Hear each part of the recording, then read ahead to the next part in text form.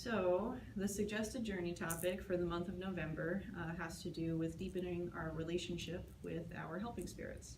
So one of the reasons why we want to be able to have a relationship with a helping spirit is that it is an external source of guidance apart from our kind of physical body and the voices that we already have that we listen to quite commonly, like the voice that tells us that we left the oven light on, the voice that tells us that the garage door might be left open.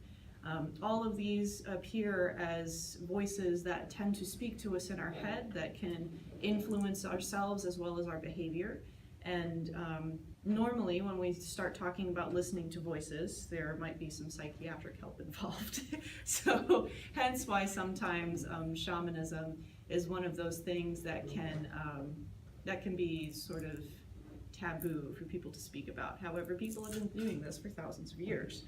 So to be able to do this in a healthy aspect and knowing which voices that we are choosing to listen to, which is the voice of our ego, the voice of our inspiration, the voice of our positive emotions. These are different things that we can be able to harness and pull into our lives and benefit from. So if we listen constantly to a voice that is fearful or anxious, it is very much like a GPS. And when we listen to the directions from our anxieties, and we are driving down the road of life, and our anxieties are telling us, oh my God, we're gonna get fired if I don't do this thing now.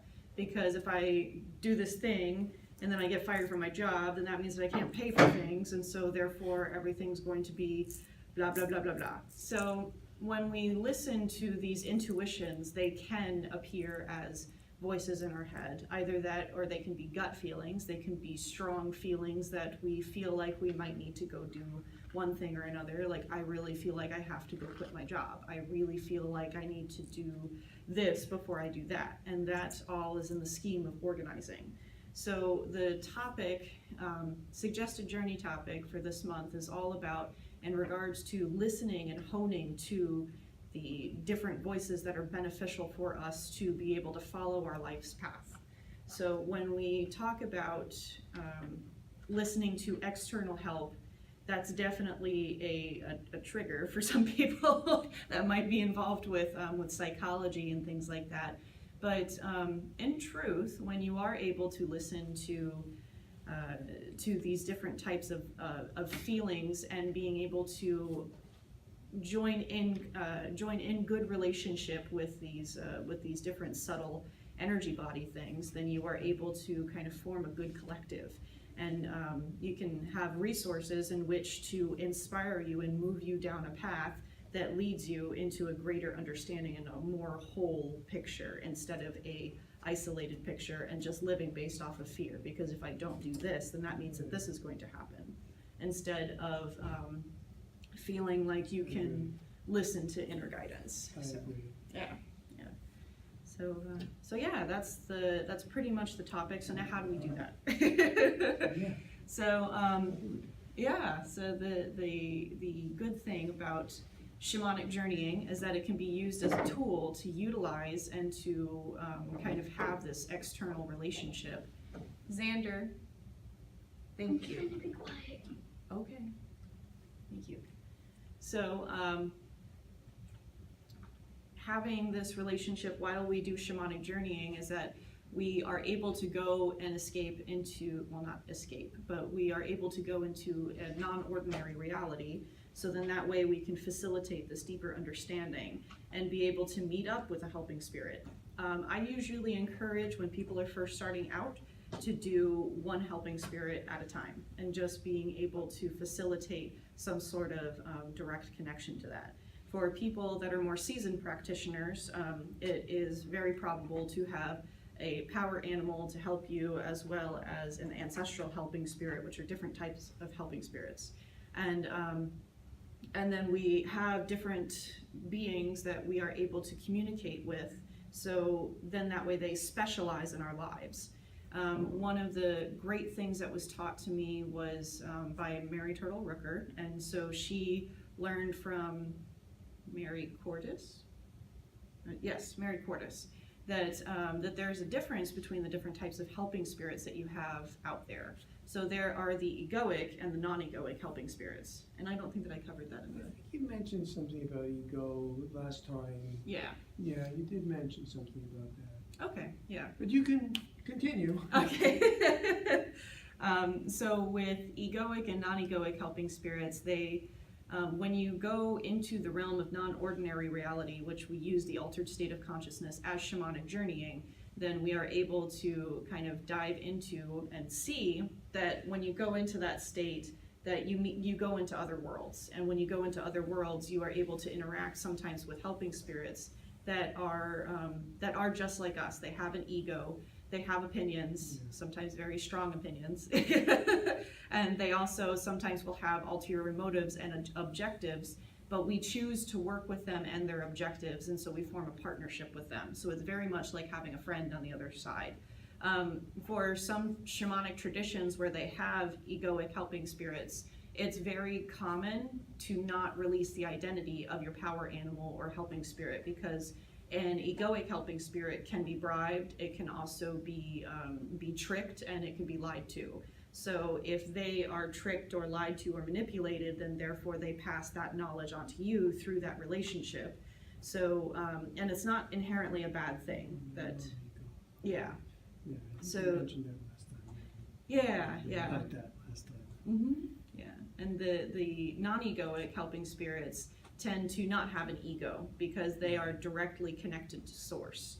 So source is kind of like a blanket term for the oneness, God, the universe, all that is, great spirit, this big oversoul that kind of oversees a lot of everything, and which has like through, and you had this last time in your journey, where everything is all connected and we are all one. Well, that's the kind of thing that I was experiencing, tapped into the whole rather than one.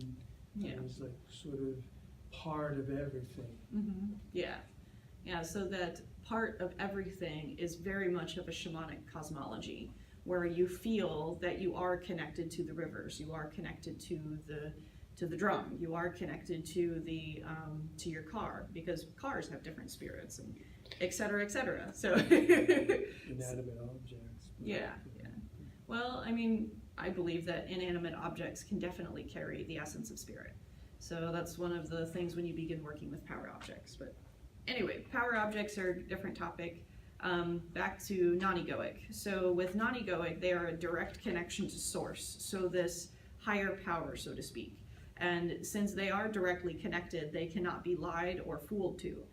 And they are able to communicate with us in a way, they don't really view things as good or bad. So when you ask them questions, yes or no questions are not a good way to communicate, because otherwise the answers that you receive are deceiving.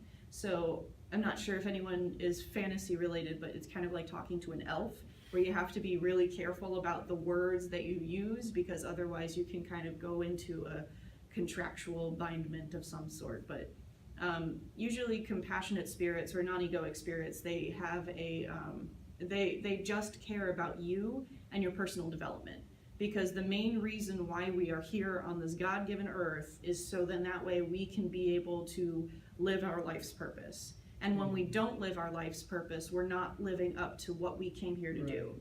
And so they care very much about our personal development.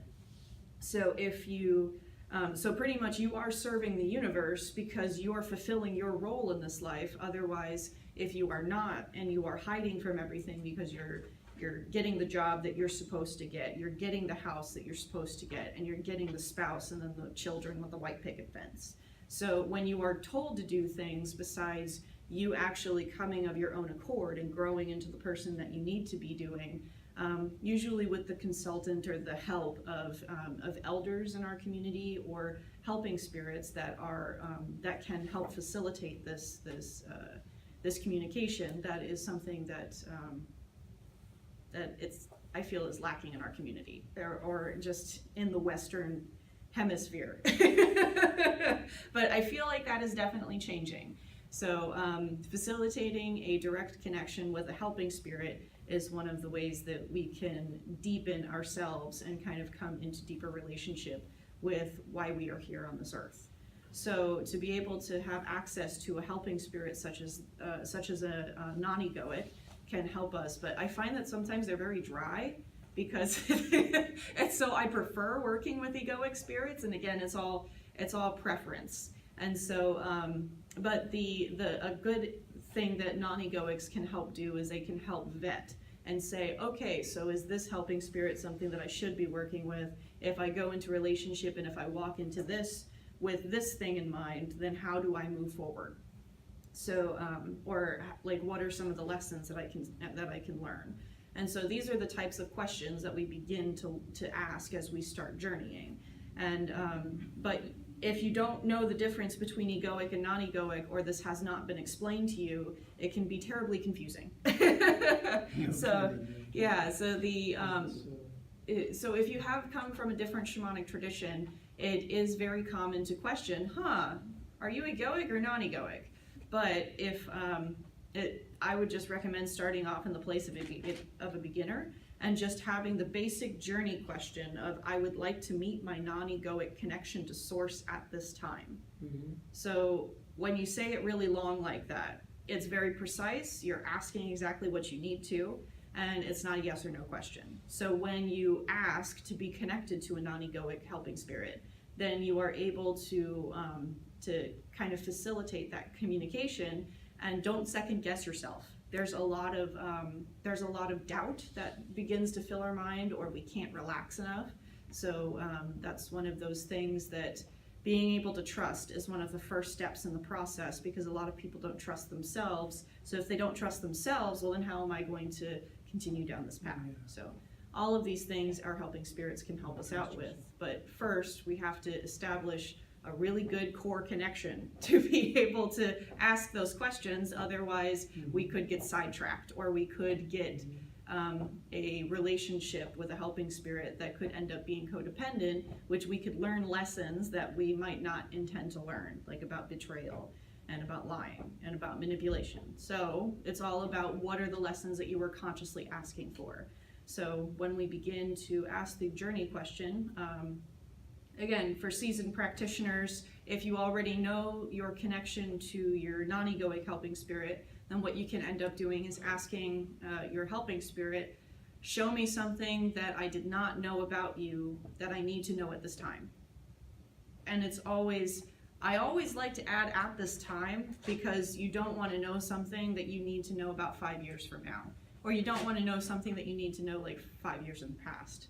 It's all about this current moment and this current situation, because time is not of something that the helping spirits really care about. Mm-hmm. But yeah, at this time is always very good. But yes, show me something that I did not know about you that I need to know at this time is again that question. So yeah. But otherwise, if you are here and you either don't know if your helping spirit is egoic or non-egoic, or if you don't have one, then you can ask the question again of, I would like to meet my non-egoic connection to source at this time. So there you go. Well, I don't know if I've met mine yet. Mm-hmm. I don't know. Yeah, well, it sounds like that you had a very awesome journey last time. So. But yeah, I mean, it was all positive. Yeah. Definitely. So yes, for those that are joining us from a distance, feel free to connect to that little altar that you see right there, and do your practice, so then that way you can deepen your journey experience, and we will contact each other later through the Facebook group. So thank you very much for watching.